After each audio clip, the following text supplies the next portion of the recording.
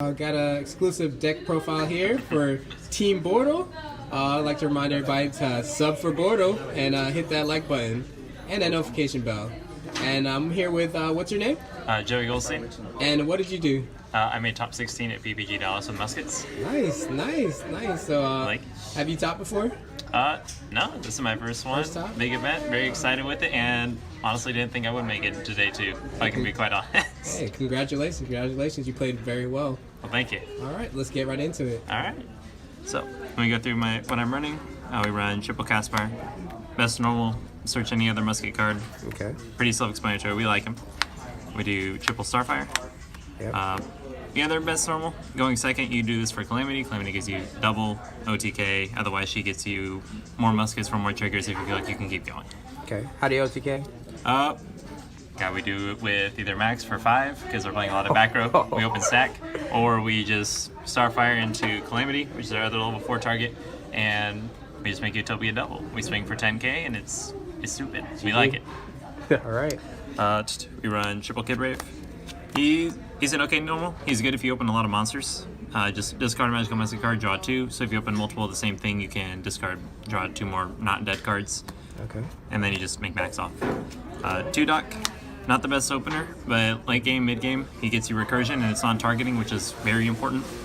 If they have crows, especially because I saw a lot of people were playing crows at the PPG event, and a lot of times if they have Shark Cannon for Sky Strike or anything else, they kind of have to sit, think about it, and then just usually let it go through because they don't know what you're going to take. They hit something, you take something else, they waste a card. It's beautiful, we like them. And then the one Calamity. Just resummon from grave. We usually summon her off of Starfire just for OTK. Otherwise, we don't really need to use her too much. Okay. How many monsters is that? 12 monsters. Okay. That's it for monsters. For spells, we run triple cross Tom. It's an effect veiler and it puts things at 0. It's absolutely insane. Out of any cards in the deck, this probably has to be the MVP of the weekend. For Utopia double, you throw something at 0, you negate it, you swing for 10k, you kill them. If you have something else on board, like if you have mine on board, you negate their Phoenix, they're stuck with it, they can't really do anything with it. And just throwing something to 0 inherently with a deck that has a bunch of tiny monsters in the deck, our biggest being Kid Brave at 16, really gets us through everything. We love it. Alright. Sukiya Mines, we do run triple.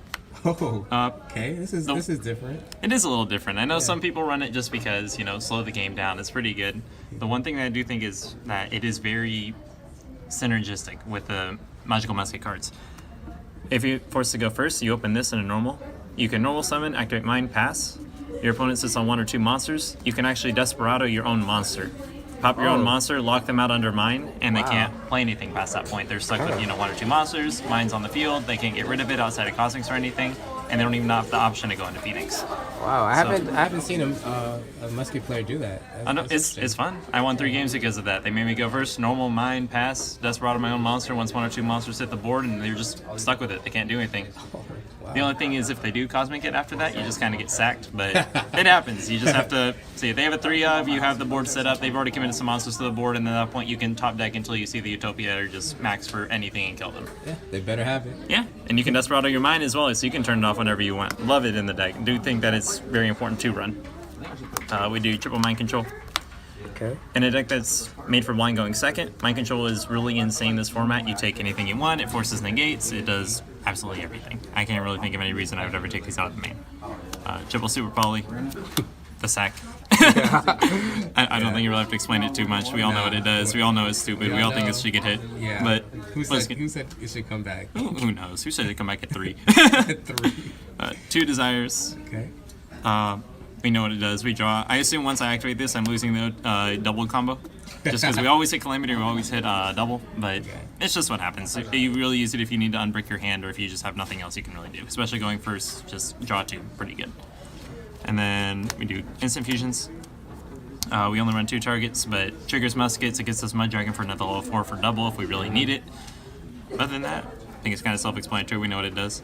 And then for my 1-ofs, shout out to Double or Nothing for always being in my hand when I need it. It's loyal. It's loyal, dude. It wants to remind me it's there. I love it. It's always in my hand, always dead. We always love seeing it.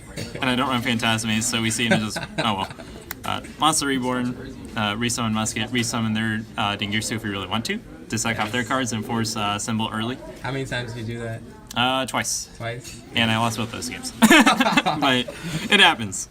And then, I'm sorry, because I'm running 42, just to put that out there. And I feel like Musket's one of the only decks, I guess, alongside Striker that can really get away with it. Just because it triggers the Musket, you draw a card, it replaces itself, and then we +1 at very least off of that. Decide it out in time. Exactly. Well, that's what we should do, but sometimes we didn't. We didn't have better options. All right, and then for the traps, triple pop a card. Self-explanatory, we know what that does. Triple negate. Most of the time, I used to run it at 2 way back in the day. Nowadays, there's just a whole lot of back row, a whole lot of counters. We don't like seeing those, and we just hit it. That's it. Yeah.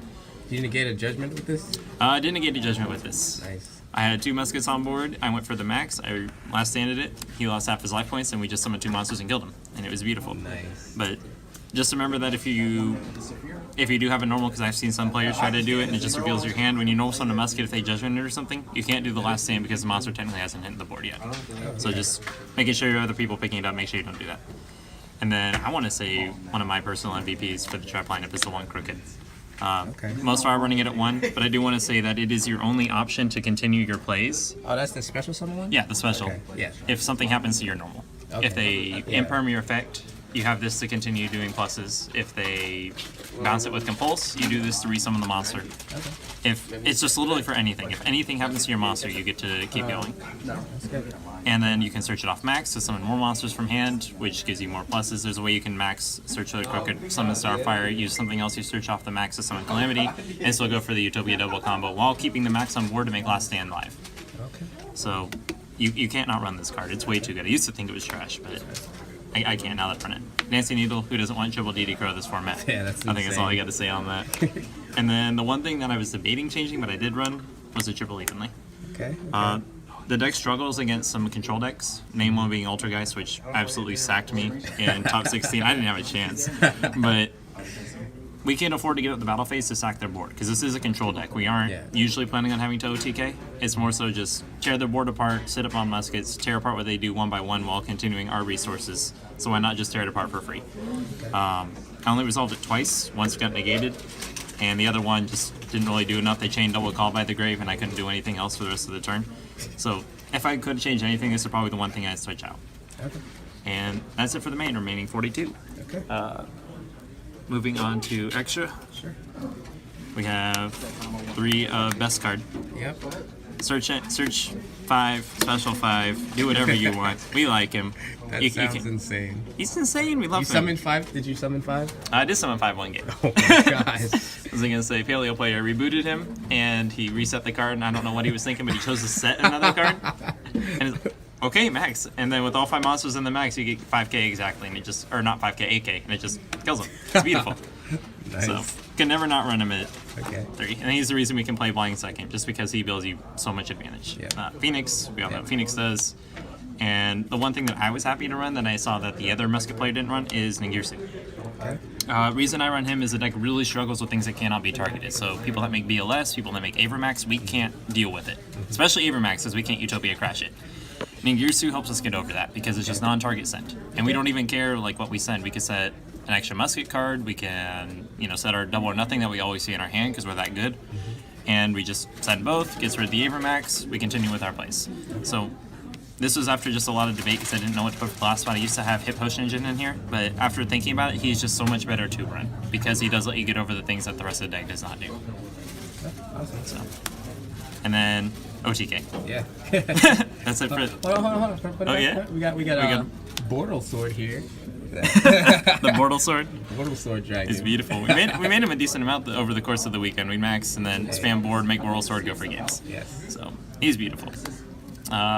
Moving on to fusions, we have our super poly targets. We have Triff, Venom, all these bad boys. We run a lot of super poly targets because we don't like boards. This is for Orcus and Pendulum. Pendulum is actually ridiculously hard because they sit on so many negates we can't play through all of them. And I say you have about 1 or 2 wiggle room spots in the extra deck, so I decided to toss this in for it. Never ended up using it, but having it as an option was just helpful knowing that. Okay. Starving Venom, we know this one's more for Thunder. Yeah. Salad can be a little bit rough. Salad best day. Salad best day. Just because they can recur a lot. And the fact that if they get to the point where they're re-adding Ash and they're re-adding Roar every single turn, we can't play through that control. That's too much, yeah. So we have to have that in there. And then the Mud Dragons are instant and are super poly target. I summoned him more than any of the others over the course of the weekend, and he's a level 4, so why not double for free? Nice. And then Instant fusion? we have our instant fusion, and then we have Linky Boy to go along with him. And then for the last little bit, we just have Utopia package. Nice. Funny enough, you'd think in a deck that focuses on that OTK that really wants to get it out, that I summoned more of this. I summoned him 3 times over the course of the weekend, of which only one of them actually resolved and killed him. One I was locked under mine, and the dude tributed his monster for cost, and I had one more. And I just kind of sat there, and it was round 1. I was tired, but I didn't really think too hard on that. So there was only one time it actually resolved, and the rest we opened double or nothing because we like seeing it in our hand because it likes reminding us it's in our deck. Okay. And then for the side deck, this is where I think some of the spice comes in. Okay. Not this. This is just Cosmics. That's just boring. We're a boring Cosmics player. are nice. Cosmics are nice. So it triggers muskets, works going first or second. It banishes stuff. We like it. Gets rid of Babel, more importantly, for Orcust. Yeah. Forever. Exactly. We do Jubilancia because we don't like Orcust or Thunder. Yeah. Thunder is also particularly left because Colossus prevents searching. Yeah. Not being able to search sucks. So we'd rather just make sure they don't ever make those boards in the first place. Yep. Best card. Of course. Reboot, just you don't have to worry about judgments, you don't have to worry about any kind of extra additional background that you would hate, and then most times players will actually set the extra trap off of the reboot, which I just kind of sit there and I see them reset the card, and I have to remind them too, hey, put that card back, it's not gone, it doesn't go to grave, you keep that. And then they set another card from deck, and I just kind of sit there a lot of time thinking, why would you do that? Because now I max for more. So I would say for those that are playing against Musket, if they do reboot you, don't set the card. I know you want to, but we just plus more. Yeah. We get an extra monster on the board. So if you get hit with the reboot, just let it go through. Take the set, keep it, don't worry about it. Let them know that they technically plus by just you being rebooted. Exactly. They keep their card and you lose your reboot. Well, we can too, because if we play it like under Caspar, then we get the search. Oh, yeah, never mind. Yeah, So we both technically plus 1, but I paid half my life points, so I lose in time. We don't like going first, so we have to have options. I debated many different things of what to run, but in the end decided on summon limits, just because it doesn't really hurt us that much, and it slows down a bunch of other decks right now. There's very few of like any decks I can think of that don't get hit by this right now. For us, we just normal summon, we can make a max, we can search later, that's all we need for summons. We're playing control, we don't want to just always swing for game. We can just sit on this, wait for it. Sometimes we'll side out the Cosmics, or the Twisters, or anything else that they have as well, because they realize our whole hand is our back row, they can't hit that. So sometimes it just sits on board and we win. I resolved this twice over the course of the weekend, and both games I won because they decided out their back row removal. They couldn't deal with it. So I would say you have to have at least some of the going first options. Only 2 Nibiru. Okay. Never resolved it once this weekend because I never opened it. Cards Probably because I'm insane. running 2. Would you play 3 next time? I guess I could. I'd probably end up taking out, looking back at it, maybe one of the Lancias. Okay. Just because I didn't end up actually seeing that much Thunder, and the Orcust matchup is already pretty good for us. Okay. So I'd probably take out one of the Cosmics, toss in a 3rd Nibiru, just because it is really good for when you do have to play through those big combo-based boards and sitting on it. Although I know some play around it, but still good. Yes. And the reason I only run 2 Nibirus is because I run the one Fiendish Shield. Card's good. So it's good. So not a lot of people run it, not a lot of people know what it does. The main thing is it stops Banker Tops. For those who don't know what it does, Fiendish Shield is just your muskets can't be destroyed by card effects, and then if this is sent to the graveyard by anything your opponent does, you can search any musket card from your deck or graveyard and add it to your hand. Just catch it in the back. Thank you. Yeah. So you could set it, they could hit it with Pankratops, they could twister it, they could do something to it, and you just search a card. Thunders, they kind of don't want to pop it with Titan, so now they can't Titan your monsters, and they can't hit this because then you search anyway.